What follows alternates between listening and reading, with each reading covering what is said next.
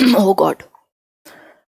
Telegram पर एक group बनाया, उसका नाम लेट्स लर्न करना रखना चाहते हैं, रख लें क्या? अरे जो मर्जी कीजिए प्रिया, बट मैं नहीं कोई भी ग्रुप रन करती हूँ टेलीग्राम पे। अपना एक चैनल है जिसमें कोई कन्वर्सेशन नहीं होती है, बाकी कभी मन करेगा तो बना देंगे यार।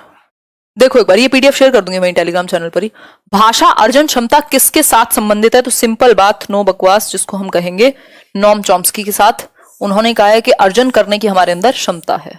ठीक हो गई बात। स्किनर कहेंगे अनुकरण करके सीखेगा बच्चा भाषा, अनुकरण के माध्यम से सीखने की बात, और अनुकरण करेगा फिर उसको पुनर्बलन जहां जहां मिलेगा तो वो सीखता जाएगा भाषा। ठीक, आगे बढ़ते हैं।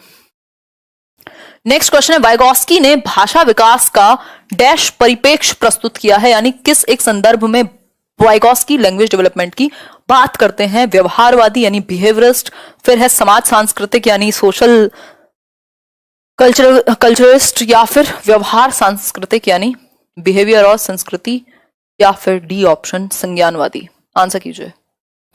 सोशियो कल्चरल अप्रोच कहेंगे, समाज और संस्कृति, सामाजिक अंतःक्रिया जो कि सबसे इंपॉर्टेंट बताई है वाइगॉस्की ने। समाज के साथ हम इंटरेक्ट करते हैं, दुनिया में आते हैं और भाषा को फटाक से एक्वायर कर लेते हैं। जो पिछले 2-3 दिन आपके साथ सेशन नहीं हुआ है, पूरी कसर पूरी कर दी जाएगी उसकी। मेरा एलईडी हिल गया है आजकल थोड़ा सा। ये हो सकता है जब आप थोड़ा दिमाग में कुछ और चले और जबान पे कुछ और।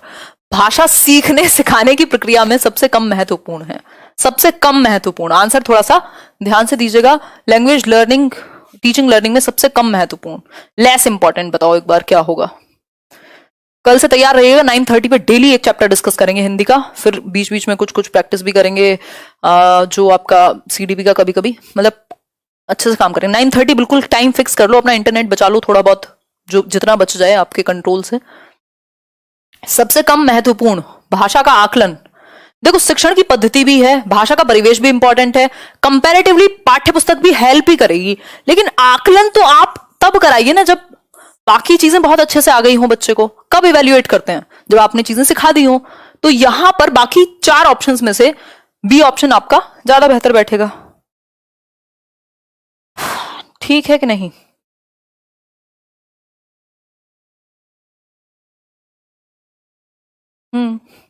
आगे बढ़ेंगे।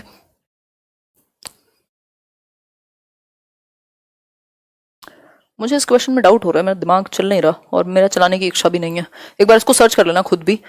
भाषा शिक्षक के लिए जरूरी है कि वे भारतीय भाषाओं की, क्योंकि मैं पूरी एनर्जी से आपके साथ डिस्कस कर चुकी हूँ, मेरी एनर्जी जो बैटरी है वो डाउन हो रही है। भाषा शिक्षक के लिए जरूरी है कि वे भारतीय भाषाओं की डैश को स्वीकार करें और समृद्ध साहित्य को डैश की दृष्टि से देखें। फटाफट से बताओ। ये वाले जो जहां डबल ये फिल इन द ब्लैंक वाले क्वेश्चन होते हैं, इनमें बहुत गलती होती है, तो थोड़ा सा ध्यान से आंसर कीजिएगा। बहुत बढ़िया, थैंक यू रणविजय जी। हाँ, आंसर क्या होगा? भाषाओं की विविधता। हमारे देश में विविधता है ना, विविधताओं का देश है, भाषा के रूप में भी और वैसे भी। तो भाषा की विविधता को स्वीकार करें और समृद्ध साहित्य को सराहना की दृष्टि से देखें। That would be great. तो आंसर सी ही यहां पे सही बनेगा। अब जो सही समझ पाएगा उसको नंबर मिल पाएगा, नहीं तो 1 नंबर चला जाएगा। हिंदी भाषा शिक्षक का यह प्रयास होना चाहिए कि वे, हिंदी भाषा शिक्षक का प्रयास क्या होना चाहिए ये बता दो जरा, खुद पढ़ के बताओ, मैं नहीं बोल रही। अब काफी बड़ा सेशन हो गया क्या? खड़े होने में ज्यादा पता लगता है, वैसे तो बैठ के 2-2 घंटे भी पता नहीं लगता। धन्यवाद विशाल। रीड के लिए प्लेलिस्ट बना दो, ठंडे बस्ते में डाल दिया आपने। केदारमल जी बिल्कुल बनाएंगे आपने, ठीक है। देखो एक बार, बच्चे द्वारा मानक भाषा का प्रयोग, मानक भाषा होती है स्टैंडर्ड लैंग्वेज, कहां से एकदम स्टैंडर्ड करने लग जाएगा। बच्चे की भाषा संबंधी सहज रचना शक्ति को बढ़ने के अवसर दें, ये बेस्ट रहेगा कि जो उसका नेचुरल एबिलिटी है लैंग्वेज को क्रिएटिवली यूज करने की, उसको आप महत्व देंगे, भरपूर अवसर दें, ये एक अच्छी बात है। भाषा शिक्षक का यह प्रयास होना चाहिए कि वे बच्चों की भाषा संबंधी सहज रचना शक्ति सबसे ज्यादा इंपॉर्टेंट है इन सबसे भी ज्यादा। ठीक है, बाल साहित्य भी बाद में आएगा, पहले क्योंकि सहजता जहां आ गई लैंग्वेज में वहां काम बन जाएगा। नेक्स्ट देखिए, सार्थक पढ़ते समय कभी कभी वाक्यों शब्दों की पुनरावृत्ति यानी रिपीट करता है, तो ये इस व्यवहार को आप क्या कहेंगे? रिपीट करता है, वह पढ़ने में अधिक समय लेता है, वह अटक अटक कर ही पढ़ सकता है, वह समझ के साथ पढ़ने की कोशिश करता है, या उसे लंबे शब्दों को पढ़ने में कठिनाई होती है। आंसर कीजिए, आंसर कीजिए। सी ऑप्शन, मतलब वह समझ के साथ पढ़ने की कोशिश करता है। हाँ, हम ये कह सकते हैं, क्योंकि लंबे शब्दों का तो कोई जिक्र ही नहीं हुआ ना। ठीक है बात। थोड़ी थोड़ी पढ़ाई करते रहिए, सो मत जाइए, क्योंकि अगर कुछ और नहीं है, पेपर ही निकाल के जीवन आगे बढ़ाना है, तो फिर सोने से चलेगा नहीं। भाषा का डैश भाषा का अति महत्वपूर्ण प्रकार्य है। प्रकार्य मतलब फंक्शन। मैंने पहले ही चैप्टर में आज मतलब डिस्कशन किया था, most important function of a language. बताइए एक बार क्या है। सुनना थोड़े ही हो जाएगा यार, कैसी कैसी बातें करते हो हैं? इतनी देर से बोल रही हूँ गला फाड़ फाड़ के, फिर भी अगर आंसर सुनना करोगे तो कैसे जीवन चलेगा। संप्रेषण यानी कम्युनिकेशन, जिसमें सुनना बोलना दोनों आ जाएंगे। कम्युनिकेशन, भाषा के दो रूप होते हैं, आपको बताइए, मौखिक और लिखित, उसकी जरूरत नहीं जानने की। तो संप्रेषण भाषा का अति महत्वपूर्ण प्रकार है, मोस्ट इंपॉर्टेंट फंक्शन है संप्रेषण। मैं और आप इतनी दूर से, पूरे देश में पता नहीं आप 3000 से ज्यादा लोग, 3200 लोग जुड़े हुए हैं, कोई कहां से देख रहा होगा, कोई कहीं से, हम कैसे कनेक्ट कर पा रहे हैं? भाषा के माध्यम से तो कर पा रहे हैं। मैं अपनी बात कह पा रही हूँ, आप पढ़ भी पा रहे हैं, सुन भी पा रहे हैं, हम हंसी मजाक भी कर रहे हैं, ऐसा लग रहा है साथ बैठे हो। कैसे हो पा रहे हैं? लैंग्वेज। आगे बढ़ेंगे। भाषा सीखने के संदर्भ में कौन सा कथन सही है, यानी कि इनमें से कौन सी एक बात सही है? बताइए एक बार। बच्चों में भाषा अर्जित करने की जन्मजात क्षमता होती है, नहीं होती है, विद्यालय आकर सीखते हैं, संचार माध्यमों से ही।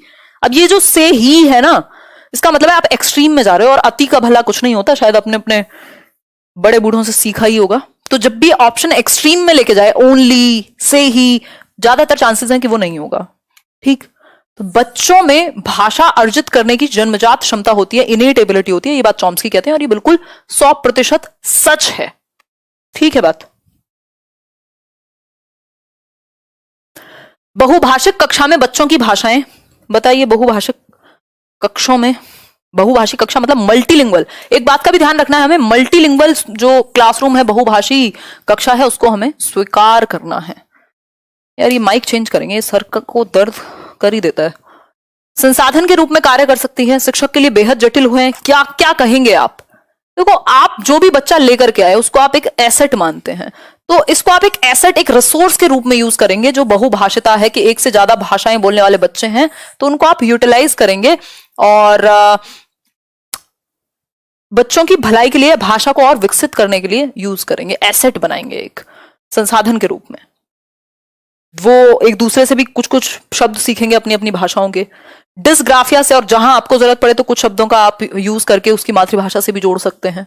डिस्ग्राफिया से प्रभावित बच्चों को मुख्य रूप से डैश में कठिनाई होती है। एक क्वेश्चन इस तरह का भी आता ही है, डिस्ग्राफिया। डिस्ग्राफिया बताइए किसमें कठिनाई होगी? सुनने, बोलने, पढ़ने या लिखने? इनको फाइन मोटर स्किल्स में प्रॉब्लम होती है, लिखने में प्रॉब्लम हो सकती है। इनकी राइटिंग एलिजिबल होगी, मतलब पढ़ नहीं पाओगे आप, लेजिबल नहीं है।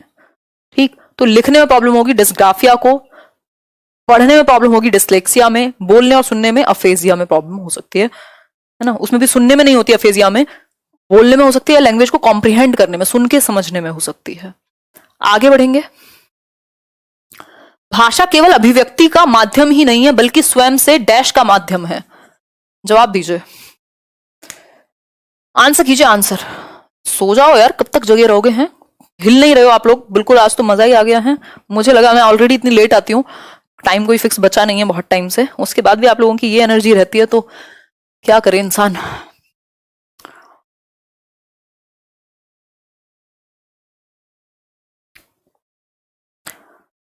मैं चाह रही हूं कि वो जो आजकल ड्रीम 11 का एड चल रहा है मैं वहां पे खड़ी हूँ, थक चुकी हूँ, तो पीछे से कोई आए कह रही है ये काम मैं कर लेता हूँ, आप ड्रीम 11 पे टीम बनाओ। बताओ एक बार। सी,